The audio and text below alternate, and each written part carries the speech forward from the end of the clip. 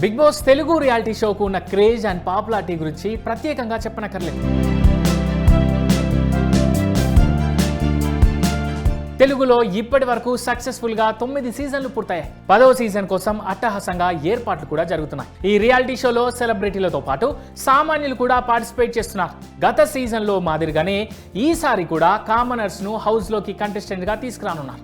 అయితే సుమారు 3 ఏళ్ల క్రితమే 7వ సీజన్ లో కామన్ మ్యాన్ గా అడుగుపెట్టారు పల్లవి ప్రశాంత్. రైతు బిడ్డ ట్యాగ్ తో ఏకంగా టైటిల్ విజేతగా నిలిచాడు. అయితే విజేతగా నిలిచిన అనంతరం తన బిగ్ బాస్ ప్రైజ్ మనీ మొత్తాన్ని రైతులకు పంచుతానని పెద్ద స్టేట్మెంట్స్ ఇచ్చాడు పల్లవి ప్రశాంత్.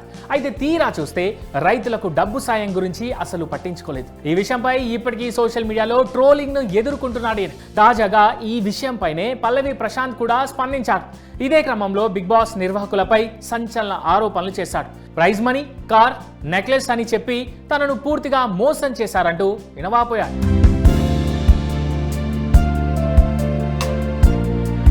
బిగ్ బాస్ రియాలిటీ షోలో నేను గెలుచుకున్న ప్రైజ్ మనీ నా దగ్గరకు రావడానికి టైం పట్టింది.